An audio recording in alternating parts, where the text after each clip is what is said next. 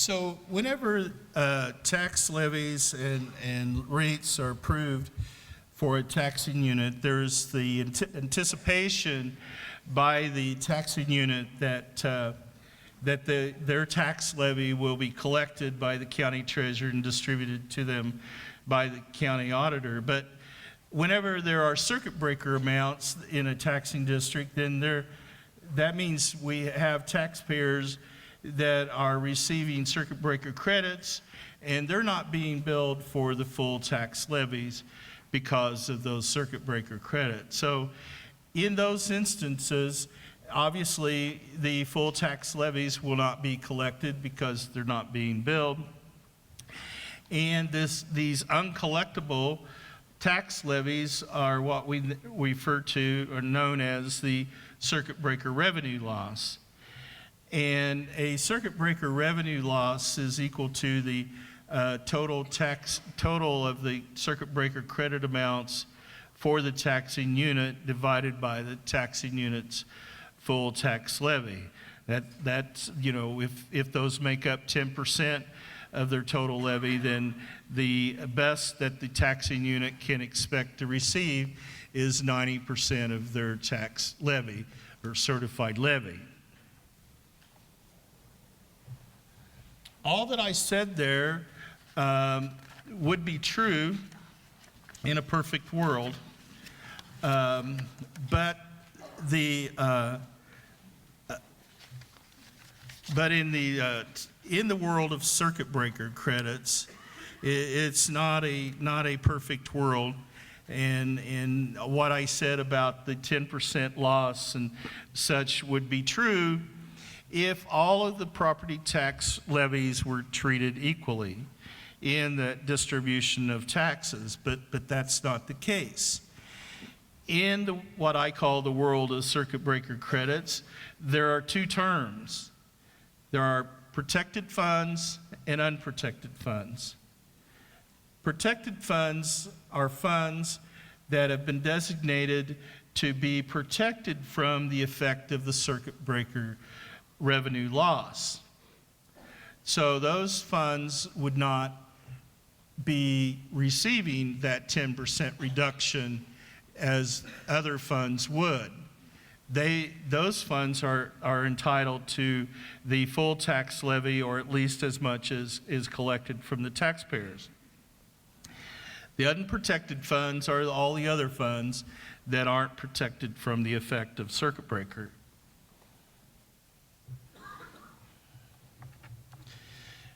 There are two different types of protected funds. One group are the circuit breaker exempt funds. Those are the same as in the previous presentation when we're talking about the circuit breaker credit calculation. These are the funds that are exempt from the calculation of the circuit breaker credit. And so those are the same. Those are the referendum funds that were established in 2009 and after. And then for Lake and St. Joe County, those pre-July 1, 2008 debt service and lease rental. The other second type of protected funds are debt service funds. And these are the debt service funds for all taxing units, not including those debt service and lease rental funds of St. Joe and Lake County. In order to be able to distinguish the two different types, I refer to this second group as the circuit breaker non-exempt protected funds. Non-exempt meaning that they're not exempt in the calculation. These funds will not be backed out in the calculation of the circuit breaker credit, and so that they are treated the same as the other funds in that calculation, but they are treated differently in the distribution.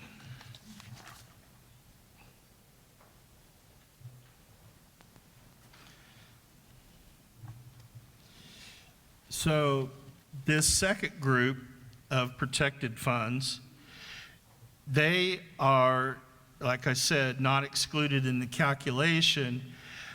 So these protected funds do contribute to the circuit breaker credit amount in the fact that they are included when we calculate the circuit breaker credit amount, but they are protected from the circuit breaker revenue loss, including the revenue loss that is created by these funds.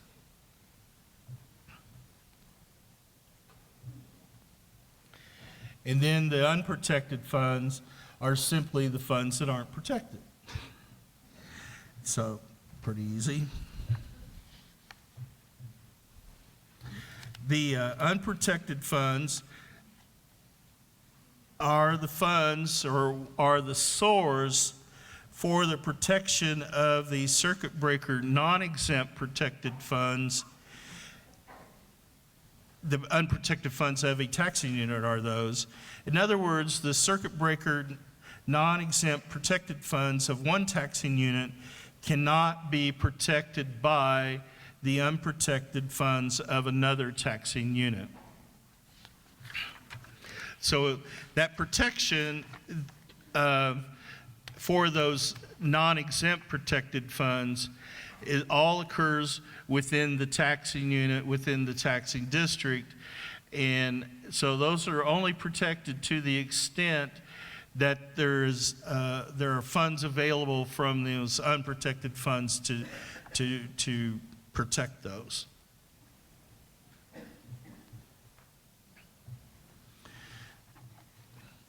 So if the unprotected funds of one taxing unit cannot fully cover the circuit breaker non-exempt protected funds revenue loss, then those non-exempt protected funds cannot be fully protected and will experience a circuit breaker revenue loss.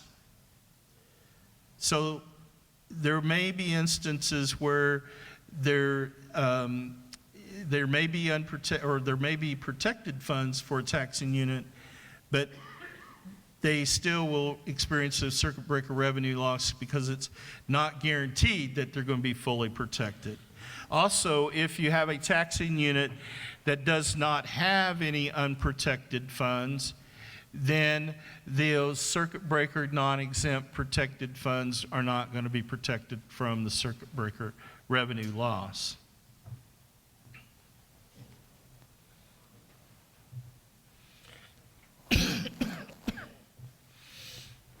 So, in instances where we do have circuit breaker revenue loss, and the county auditor then is going to distribute the tax collections to the taxing unit using what we call the circuit breaker adjusted property tax distribution rates.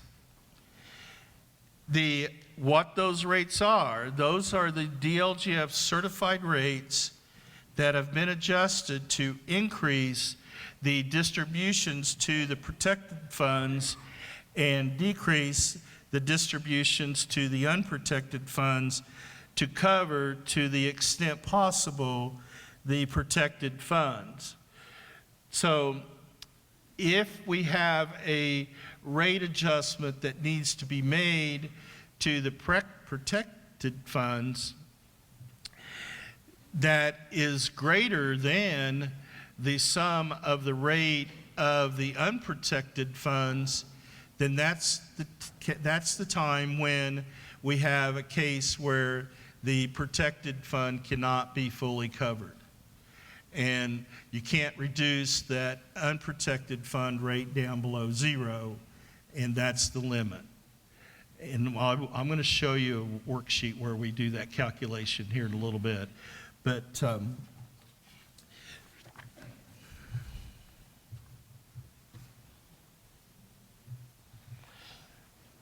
so all of this that I'm talking about is going into effect next year.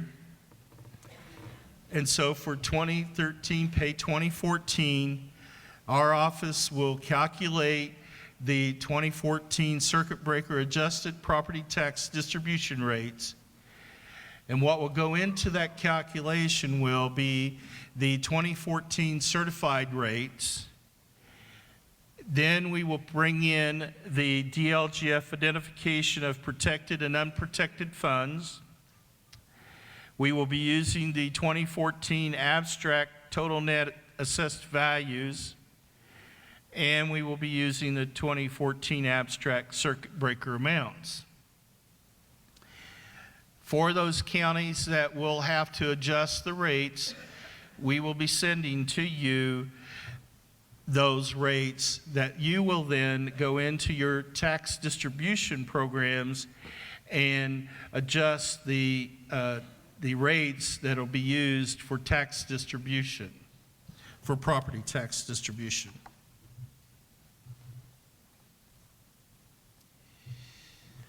So those will be the rates you're going to use. Those will be the rates that you will use to calculate the distribution to the units. Now, by statute, the units may adjust those unprotected fund distributions, and DLGF will be issuing guidelines to the taxing units, the parameters where they have to fall within in adjusting their rates or adjusting their distributions. But what you will do is you will do the initial distribution to the taxing unit based on the adjusted rates, and then it will be up to the taxing unit to do any adjusting of those adjustments, if you will, and report that to the DLGF. And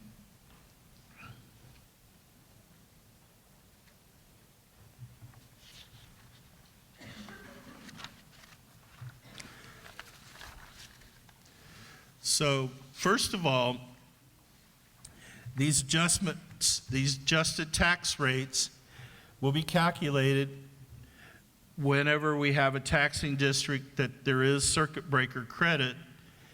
So that's the first requirement in the calculation, is that there is a circuit breaker credit for the taxing district. And that's going to be reported on the 2014 abstract. So the first criteria is, we look, see, is there a circuit breaker amount for the taxing district? And if the answer is no, then that's the end. There will be no adjustment. There is no calculation for an adjusted property tax rate because there's no circuit breaker to protect the funds and the units.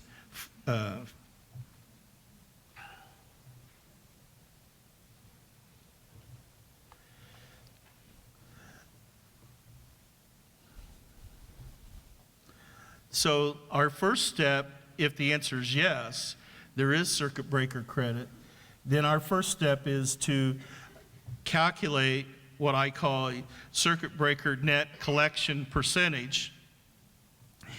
And that net collection percentage is going to equal the number one minus the calculation of the gross taxes charged divided by, or the gross taxes charged minus the circuit breaker divided by the gross taxes charged.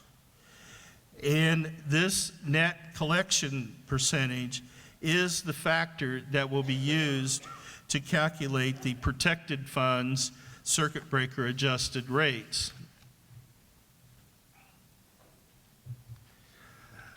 Our next step is going to be the calculation of the circuit breaker adjusted property tax distribution rate in the identification of funds that are circuit breaker exempt and the circuit breaker, the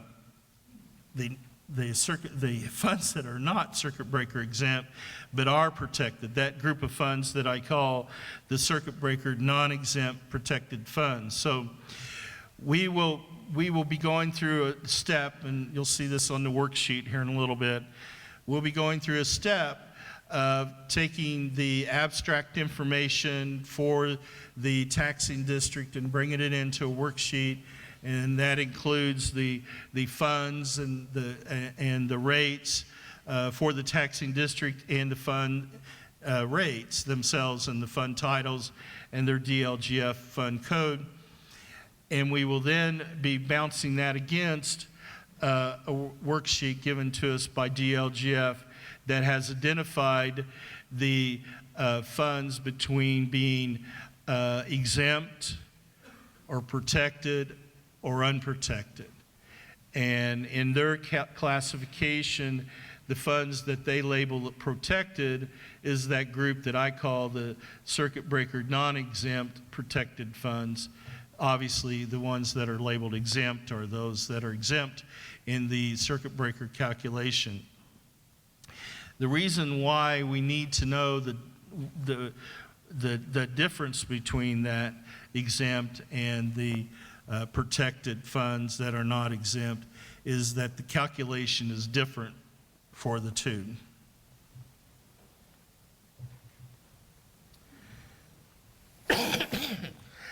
The calculation for those funds that are labeled exempt is calculated on a taxing district basis. That the fact that the fund is exempt from the circuit breaker calculation, for one, means that the circuit breaker amount for the taxing district, that particular fund didn't contribute to that circuit breaker credit amount because it wasn't included in the calculation. And the calculation for the adjusted rate for that particular fund is a taxing district-based calculation. And so whenever we calculate what amount that fund rate needs to be increased to protect it from circuit breaker revenue loss, whatever that increase is, we add that increase to the total taxing district rate, and we have a new total taxing district rate along with a new rate for the exempt fund for the distribution of property taxes.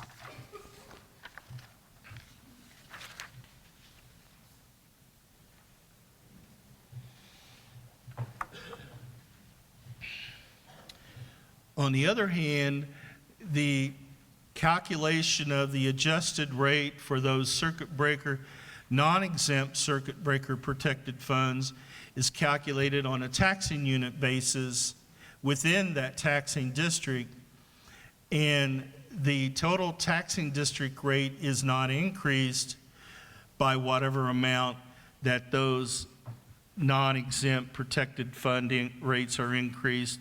The total taxing district rate is not increased, and also the taxing unit rate, total taxing unit rate, does not increase by the amount that those protected funds rates increase.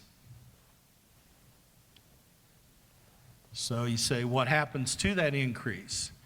Well, whatever amount that the rate increases for the protected fund, then that increase is taken to the unprotected funds and decreases the unprotected funds prorated on the certified rates of those unprotected funds. So if we have a taxing unit that has a protected fund that's not exempt, but it's a protected fund, it's a debt service fund, and if we find in our calculation, in order to protect that fund, that rate needs to increase by 0.02. So that increase, we apply to that particular fund rate, and the new fund rate for that protected fund is 0.02 more than the certified rate. Then that increase is then taken and spread, if you will, across the unprotected funds of the taxing unit. And let's say we have a township that has a debt service fund that's protected, and we increased it by 2 cents. And that township has 3 rates. They have a township general rate, they have a fire rate, and they have the debt service rate. The fire the fire rate and the township general rate are the unprotected funds of the unit. And if the township general fund rate makes up 2/3 of the total of the fire and general fund rate, then 2/3 of the 0.02 increase goes against the general fund rate, and it's decreased by that amount. And then 1/3 of the 0.02 goes against the fire rate, and it's decreased by that amount. And that then becomes, those set of rates become the rates for the distribution. And you would then, in that township, in that taxing district, you would then go into your distribution rates, and you're going to increase the certified distribution rate by the 0.02 for the debt service, and you'll decrease the general fund rate and the township rate by the amount that'll be on the worksheet that we send to you. And so that's how that's going to work. And we will be giving you the worksheet to do that.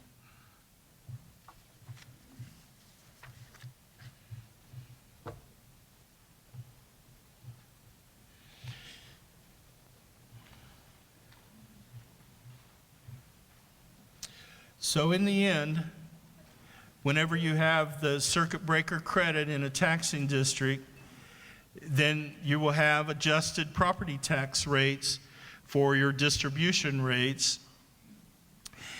And there may be some taxing districts where you have both, where you have a rate adjustment for a circuit breaker exempt rate, and you also have adjustments for the non-exempt protected funds. And anytime you have a rate adjustment for a non-exempt protected fund, then you're going to have a corresponding rate decrease for the protected funds. And so in the end, the only time you have a total taxing district rate increase is in those instances where there is a circuit breaker exempt fund and there's a rate increase for the exempt fund. Any of these adjustments where we're giving you for the non-exempt protected funds, those are a wash. You will be decreasing one rate and increasing another, but in total the rates are going to stay the same in total. And then in those instances where you have let's say, for example, in my township example, where we found that we needed to increase the debt service rate by 0.02, but let's say the total of the township rate and the fire rate combined are only 0.015. Well, we can't decrease those by 0.02 because they don't equal 0.02. So we're limited to the adjustment to the protected fund to the 0.015. We can only increase it by that, and we would decrease the township fund and the fire fund to 0. And so that's an example of where you don't have sufficient funding, if you will, to fully protect that protected fund. Another example is we have and this will probably more happen in special taxing districts, but we have an airport authority that their only rate they have is a debt service rate. Well, it's a protected fund, but there is no other fund. So that, even though that fund would be protected from and there's circuit breaker credits in that district, where normally that fund would be protected from circuit breaker revenue loss, it's not possible to protect that fund because there is no unprotected fund for the taxing unit. And so these non-exempt protected funds, that protection all has to occur within the set of funds and tax rates for the taxing unit in that taxing district. You say, whew.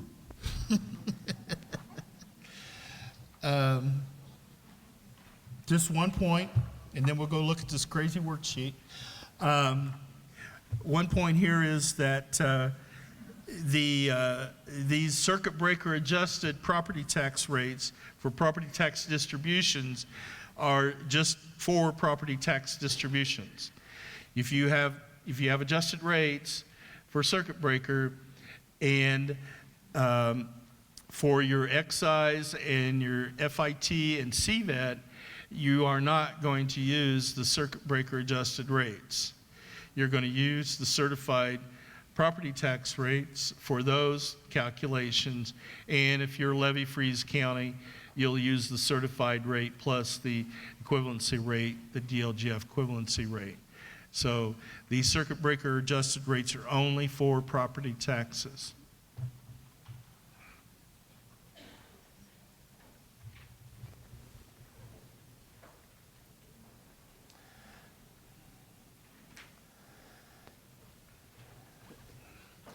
I didn't make this, can you hear me? Is this working here? Good. Didn't make this worksheet a handout because I struggled with trying to figure out how can I put this in a handout that it kind of puts it all together so that you can see. But what this worksheet is for last year for Allen County, because we thought we were going to have to do all this last year in 2013, or this year I should say. But then last spring they amended the statute and it was interpreted that for this year that this wasn't going to be required of county auditors to use adjusted rates. So, but we had went ahead and pretty much put the worksheets together for most all the counties because we needed to be prepared in case they didn't make a change to the legislation, because believe me, and once we kind of go through this worksheet, you'll see this isn't a worksheet that we could get done for 92 counties in a day or two. It was a lot of time spent on this. But so what we do is we bring in the abstract information. Well, first of all, we look and see which taxing districts is their circuit breaker.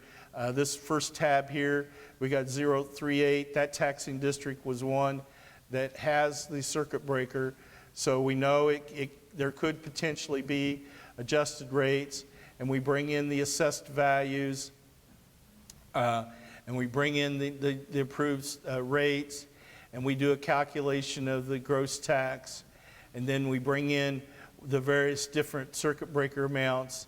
In this district, the only property type that had circuit breaker was homestead. And then we have a total of the circuit breaker amounts. We also bring in the over 65 because we need to back that out in our calculation that we're doing for, and that brings up a point. Everything I'm talking about for circuit breaker revenue loss and the protection and so forth is only applicable to the circuit breaker that's based on the gross assessed value. The circuit breaker that's attributable to the over 65 circuit breaker credit, no fund is protected from that. So there is no protection for that particular circuit breaker credit for the fund, for the distributions. So then here is my calculation of our calculation of the factor that we use. Well, actually, here's the factor, the 1 minus that percentage here. And then we start through the process of bringing in from the abstract the funds over here, and then we bring in the DLGF district codes. And then here's where we bounce this against, like I'll say that, we bring in the information from the DLGF worksheet that they've provided, that for the taxing districts and counties, the different funds and which ones are exempt and which ones are protected. Then the formula will put in either a no or a yes. And in this case, if we look down through here on the exempt, this particular district had some exempt funds. So we had an exempt, a calculation to make for the exempt fund, and then this taxing district also had protected funds where we have yes. And then we bring in the certified rates. And then in the first two columns, we're going through the process of calculating what the rate adjustment needs to be for the exempt fund.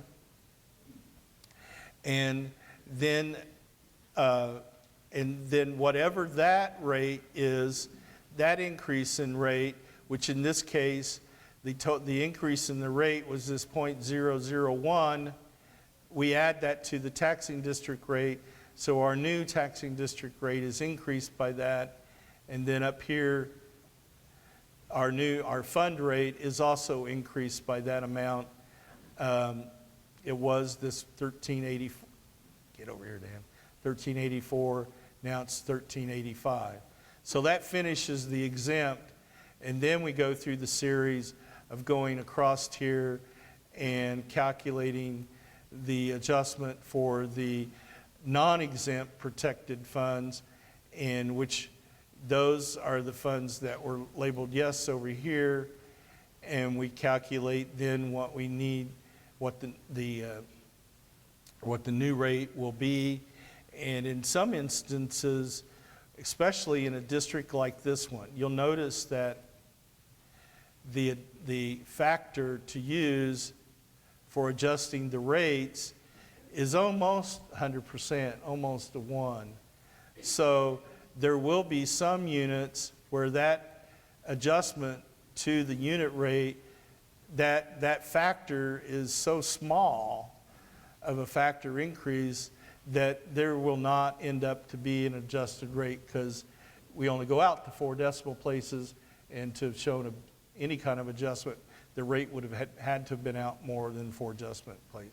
So you're going to see that happen in your county in some funds and rates. So,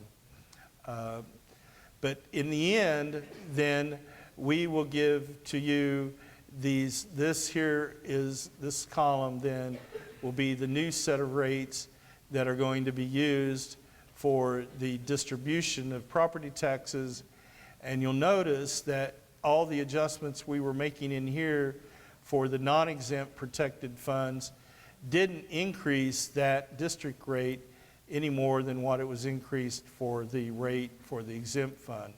And any increases that occurred in any of these funds all occurred within the taxing unit. And so in this case, looks like the only unit, and it's probably a school, it is, they're the only ones that have a rate high enough for that small of a factor to make a difference. But over here in the blue, here we show that we have the increase in the rate here of 3 cents for this protected fund. And then here are the unprotected funds, and you'll see one of them was decreased by, well, it wasn't 3 cents, but 0.002 decrease here and a 0.001 decrease there, so that they offset each other.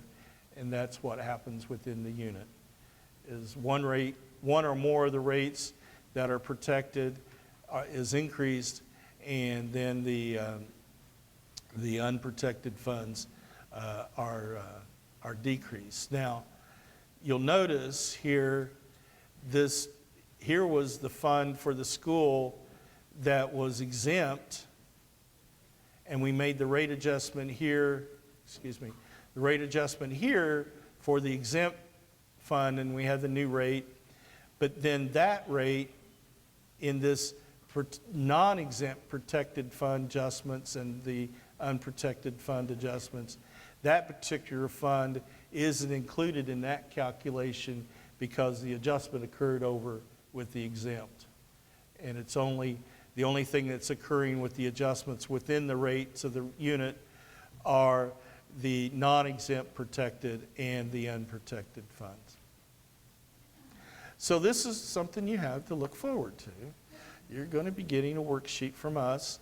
For those who have circuit breaker credits, you're going to be getting a worksheet from us that is going to show you the adjusted rates, and just kind of curious. I mean, that's a lot of craziness there, because this is going to be pretty, how to get this communicated to you. How many would want to see the full-blown worksheet, or, well, here's our two choices. Full-blown worksheet, or we could extract information out of the worksheet and just create a PDF document that's just a report that gives you the funds, and here are the rates you need to use. How many would want the full-blown worksheet to take a look at? I knew Tara would. Okay. And then how many just want to see a report that gives you the rates? And okay. What I was leaning towards doing was sending you a report with the rates, and then to tell you that if you want to see the worksheet, let us know, we'll send it to you. I was going to automatically send it to Tara. She wouldn't want it. Hopefully she doesn't find an error in it. But I think that's what we'll do. We'll send you the report, and then you can tell us if you want to see the worksheet. So, questions? Yes.